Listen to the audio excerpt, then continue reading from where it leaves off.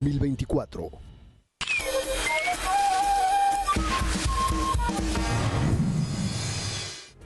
Lo vamos a evaluar. Bueno, ahí vieron que estamos entrándole al tema de la mesa de jueves, mis escuincles. Hoy para pues ir abordando, ya estamos entrando ahora sí, por fin, a temas, más bien a tiempos oficiales, ¿no? En cuanto al tema electoral, ya vamos desde junio, agosto, ¿no? En este asunto, aunque no deberíamos, pero en fin. Vamos a hablar de un par de asuntos muy concretos, pero también con todo lo que abarca, ¿no? El tema del litigio electoral. Primero, sobre la revocación de este acuerdo del INE sobre paridad que había propuesto un magistrado ahí de la Sala Superior, y lo echaron para atrás. Y también esta revocación del gobernador sustituto en Nuevo León, entre tantas otras cosas que el Tribunal Electoral va a estar pues manejando, ¿no? En estos pues días, meses que tendremos el proceso electoral federal, bueno, y local también. Jorge David Aljovín, el consultor y analista político, ya viejo conocido de todos ustedes, aquí anda. Y el doctor Luis Octavio Vado, académico de la Facultad de Derecho de la Universidad Panamericana, experto en Derecho Electoral y Constitucional. Gracias a ambos por estar aquí. Es un absoluto placer, oigan, tener siempre a tantas luminarias en cuanto al tema del derecho, sobre todo electoral. Vamos a empezar contigo, Luis, si quieres, porque pues, ya el doctor Aljovín ya está a punto de cobrar nómina, ¿no? De que viene.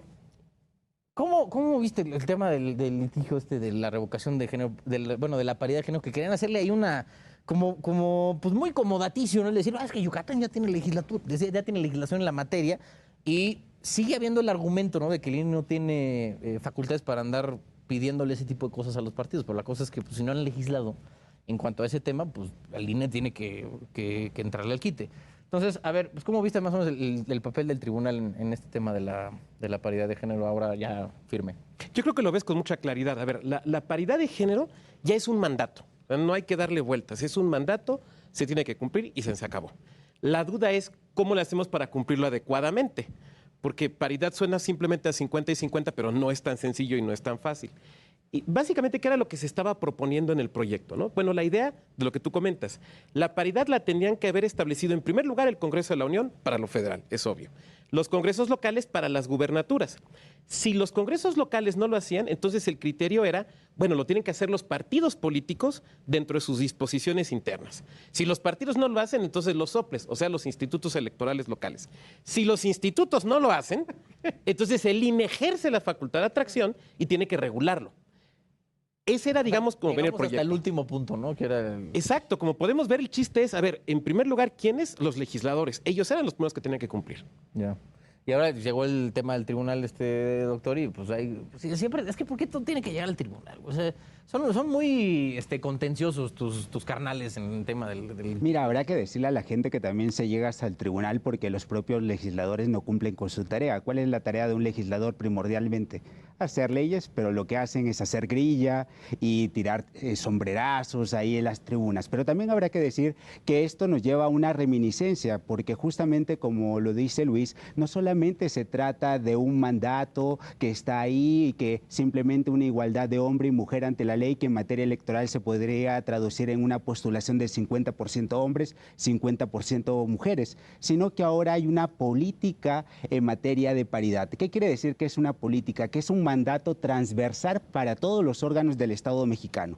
Y esto lo que está demostrando es que hay un fuerte compromiso porque las mujeres ocupen cargos y que puedan desempeñarlos. Y esto nos va a llevar a preguntas muy importantes, no solamente durante el proceso electoral, sino en la renovación de las dirigencias de los partidos políticos. Te llevo algo.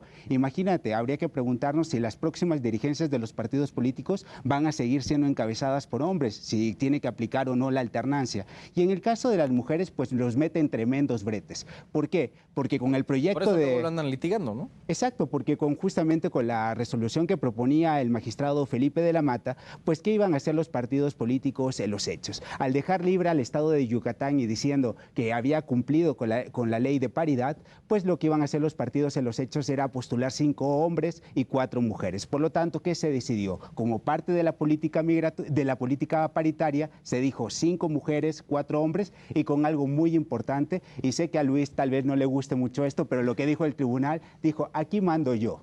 Aquí quien manda, el órgano jurisdiccional, no es el Instituto Nacional Electoral, confirmo, pero quien tiene la última palabra soy yo, soy el tribunal y lo voy a decidir yo. Y simplemente pondría algo sobre la mesa que sí me parece, estoy de acuerdo con la propia resolución, pero algo que creo que está muy mal visto por parte de los propios legisladores es que no se hayan llenado los 2 espacios de los magistrados salientes de Sala Superior, porque la decisión el día de ayer se tomó de manera mayoritaria, pero con una diferencia que no había un pleno completo en el propio Tribunal Electoral. Sí, que justo esa es otra, ¿no, Luis? O sea, tenemos ya, desde la semana pasada ya andamos anunciando que tenemos 2 vacantes, ¿no? Ahí en la Sala Superior. Y vamos a tener que renovar, ¿no? Esas 2 vacantes, pues es normal, ¿no? O sea, hay que darle su refrescadita, ¿no? De vez en cuando a este tipo de órganos. Pero, pues, güey, o sea, de cara a este proceso electoral del 24 que parece va a ser bastante contencioso, pues me imagino que o sea, no podemos darnos el lujo, ¿no? De tener un tribunal pues, incompleto. Es que salen conservas. Por eso. No, es que a mí me da igual, o sea, a mí me vale sorbete si salen conservas liberales o que le tiren para dónde, pero coño, que haya alguien, ¿no? O sea, que ya se pongan ahí a hacer la tarea. Pero es que a mí me parece increíble, ¿no? Que no puedan ni siquiera hacer parte de sus tareas más básicas, ¿no? Que es nombrar a gente a puestos. Pues ya han tuiteado, ¿no? Del Senado la idea de que sí van a hacer los nombramientos. Bueno, ya tuitearon ya con eso, ¿no? Ya estamos todos muy felices. Y yo creo que parte del problema de lo que dice Jorge es, a ver, ¿cuántas son las gubernaturas que van a estar en juego? Son 9. O sea, ya de entrada ahí ya no podemos decir 50 y 50. O sea, ya desde ahí empezamos con ese tipo de situaciones, ¿no? Y creo que cuando hay un asunto impar, ¿no? Cuando suele pasar, pues le dan justo la preferencia a la parte de las mujeres, ¿no? Como para, pues un tanto balancear, ¿no? El desequilibrio histórico que ha existido en puestos políticos de elección popular. Es que me parece que justamente por ahí se va la resolución, ¿no? O sea, esta idea de que lo que tú comentas, Yucatán sí había legislado, los demás no, o sea, los otros 8 estados no. Bueno, Jalisco sí, pero en realidad le aventaba la bolita al instituto. Y entonces, ¿qué es lo que dicen, no? En Sala Superior, bueno, lo que tenemos que hacer es observar el total de las postulaciones que van a estar en juego. Recordando un dato que creo que es interesante. Actualmente tenemos solamente 10 mujeres gobernando. Históricamente es un número importante, pero si vemos el total de 32, es correcto. Justo es por esto, ¿no? Porque de otra forma no hubiéramos tenido a lo mejor a Maru Campos en Chihuahua, a lo mejor a Laida Sansores en Campeche.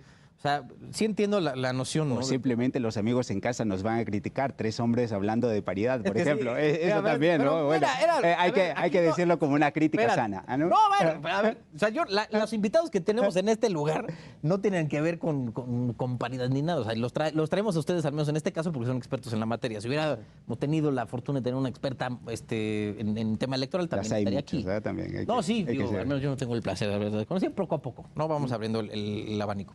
Pero, ¿en qué te iba a decir? Ya se me olvidó. No, estábamos hablando de la paridad. Sí. Ese tema. Entonces, es que no solamente... Perdón que te desconcentro. Es que luego se me va la onda. Es uno que está en este tipo de cosas. Ya me veo estrellitas a cierta hora del día. A ver, sobre el tema del tribunal, pues, ¿cómo lo ven? Al menos me gustaría el punto de vista de ambos. ¿Cómo lo ven formado como institución? Pues que se va a encargar, ¿no? de este siguiente proceso electoral, al menos como en su fortaleza, en su vocación democrática, en su vocación de institución que se encarga de la cosa a lo mejor más central, ¿no? Que es el mantenimiento de la democracia y del buen funcionamiento electoral de este país. Empezamos con mi estimado Luis. Ahí me parece que es un tribunal que tiene 2 características muy importantes. La primera, que se asume como un tribunal constitucional. O sea, no es un tribunal de mera legalidad, sino que se asume como un tribunal constitucional, pero que además tiene que ser de esa manera porque algunos de los juicios que resuelve son auténticamente juicios constitucionales. Por ejemplo, el que tiene que ver justamente con paridad deriva de un juicio que materialmente es un juicio constitucional. El segundo elemento es que es un tribunal que se asume como protector de los derechos de las personas, en particular los derechos políticos que se asumen que son auténticamente derechos humanos. Y por esa razón, por ejemplo, este tipo de cuestiones se vuelven muy importantes, porque, por ejemplo, paridad, ¿por qué se ha avanzado? Pues por las mujeres que han demandado, por los colectivos de mujeres que han impulsado, como ha pasado con otros grupos, y eso provoca, desde luego, las sentencias. Entonces, me parece que es un tribunal que tiene muy clara esa función constitucional y esa idea de la protección de los derechos. Mira, yo lo que veo es en una antesala con un tribunal que va a tener una tarea muy difícil. Habrá que recordar que el día de ayer, poniendo el componente político, pues se le regresaron 500 millones de pesos al Tribunal Electoral, pero estuvo amenazado de un recorte muy importante que era de 767 millones de pesos. Por otro lado, por lo que dice Luis, obviamente se trata de un tribunal constitucional que aspira a ser una Suprema Corte. Como dirían por ahí, es lo mismo, pero más barato, pero al final del día resuelve en materia electoral. Sí, sí. Y por otro lado, también diría que tiene un fuerte reto en la toma de sus decisiones. ¿Por qué? Porque hay un Ejecutivo Federal que está amenazando fuertemente al Tribunal Electoral y a la Suprema Corte de Justicia de la Nación y en especial a todo el Poder Judicial. Y esto va a ser muy importante y veremos de qué están hechos los magistrados electorales y las magistradas. Sobre todo porque, lo comentaba fuera de pantalla con Luis, porque es muy importante esto. Hay un nuevo redimensionamiento de la política judicial, esto es, de la relación que deben tener los jueces y los magistrados con el poder. En estos días vimos la renuncia del ministro Saldívar, no por una causa grave. Entonces habría que preguntarnos, ¿sigue siendo vigente la división de poderes como nos las enseñaron en las facultades de Derecho? Simplemente en nuestras clases... Como es la teoría, ¿no? Que debería de ser aquí cada quien por su lado y pues interactúan en algunas cosas, pero pues, se trata de controlarse. Pero hoy te demuestra que los jueces y los magistrados son más políticos que jueces. Y eso derrumba el mito donde toda la gente que trabaja en el Poder Judicial y los escuchas hasta el cansancio te dicen un juez es independiente, es imparcial, pero también tienen su corazón y ahí es donde tenemos que mediar y tenemos que lograr que el Tribunal Electoral sea capaz de mediar un escenario como sucedió en 2006. Imagínate, otro 0.56%. Te voy a decir algo, luego me gustaría hablar contigo, David, y bueno, sobre el tema de la elección del 2006, porque me encontré, bueno, esto ya no tiene mucho que ver con el asunto, bueno, ahorita lo hablamos, ya después de esto, bueno, en fin, si sí lo ven, para un poco ir cerrando, ¿ven al tribunal lo suficientemente fuerte, consolidado, al menos las magistraturas como están y pues, las dos que vengan, si es que vienen, lo suficientemente fuertes como justo para resistir un escenario así que pues, no sé si pinta, al menos en las encuestas no pinta para que sea algo muy contencioso, pero si llega a darse el caso, ¿creen que podría salir avante el tribunal? Yo lo que diría es que si nos gustara lo fácil venderíamos pepitas y no nos dedicaríamos al electoral, porque es una materia sumamente complicada todo el tiempo. Lo que diría son dos cosas. Una, sí están las magistraturas, pero el tribunal es las magistraturas y el personal que trabaja ahí directamente. A mí me parece que hay experiencia, hay conocimiento, hay horas de vuelo. Y nadie es nuevo en esto. ¿A qué es a lo que voy? Que todo lo que tú comentas de las presiones, las complejidades técnicas y demás, ya lo saben y lo conocen y lo han vivido. Porque no debemos olvidar algo. O sea, sí son las sentencias del tribunal, pero también depende, y tú lo sabes muy bien, cómo los abogados y las abogadas plantean los temas. Claro. Entonces, ya desde allí, y una característica que tiene lo electoral es que siempre tenemos cosas nuevas. Voy a poner un ejemplo muy sencillito. Twitch, que lo vemos como una plataforma esencialmente de gamers. Sí. ¿Iremos a tener asuntos derivados de Twitch? A mí me da la impresión de que sí, en estas transmisiones en vivo. Pero una de esas, ¿eh? Yo estoy prácticamente seguro, no veo a Xochitl y a Claudia haciendo transmisiones en Twitch, pero pues mira, en una de esas nos sorprenden. No te vayas muy lejos, la inteligencia artificial que ocupa Xochitl Gálvez, y por lo tanto tenemos que determinar si se le carga o no el beneficio de esos costos de esa producción a Xochitl Gálvez. Pero yo también diría que ¿cuál es el reto? Obviamente Luis dice muchas horas de vuelo, pero también hay una labor muy importante, llenar esas vacantes del Tribunal Electoral. ¿Por qué? Porque si no las llenamos, a pesar de las horas de vuelo, la experiencia que tienen los magistrados y magistradas de ese tribunal, habrá que recordar que esos espacios vacantes, ¿con quiénes se llenan? Con los magistrados o magistradas decanas de cada una de las salas regionales. No quiero desmerecer ese trabajo que se hace en sala regional,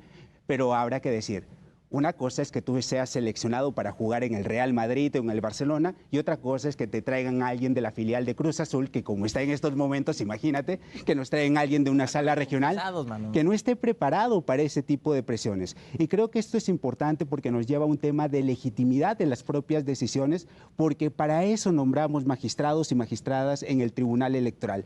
Por lo tanto, me parece muy grave que en su momento, cuando no se llenen estas vacantes, las decisiones sean tomadas ya adoptadas por dos integrantes o dos mujeres, dos hombres, o un hombre, una mujer, lo que sea, pero que al final del día no tengan esas horas de vuelo, esa experiencia, porque habrá que recordar, para ser juez del Tribunal Electoral no solamente basta conocimientos técnicos, sino también hay que tener la fortaleza para resistir esa clase de presiones políticas y sobre todo viniendo del número 1 de Palacio Nacional. Si no la sufre, ¿no? O sea, pregúntenle a toda la gente que se dedica. Yo creo que entre los ministros y magistrados de la Sala Superior sí ahí se llevan, ¿no? En tema de presiones totales de... A nivel jerárquico están igual. Pero además, a ver, yo creo que nadie que sea juez constitucional en ningún momento puede pensar que va a ser un lecho de rosas. Las presiones siempre van a existir, viene con la chamba. Eso a los trancazos, güey. O sea, es correcto. Puede que no se vean, nadie se entere nunca, pero pues, se saben que ahí está los ranazos. Pero en fin. Jorge David Alcovín, consultor y analista político, un placer. Y el doctor Luis Octavio Vado, académico de la Facultad de Derecho en la UP. Gracias a ambos por haber estado aquí. Un gusto. Mis niños, oigan.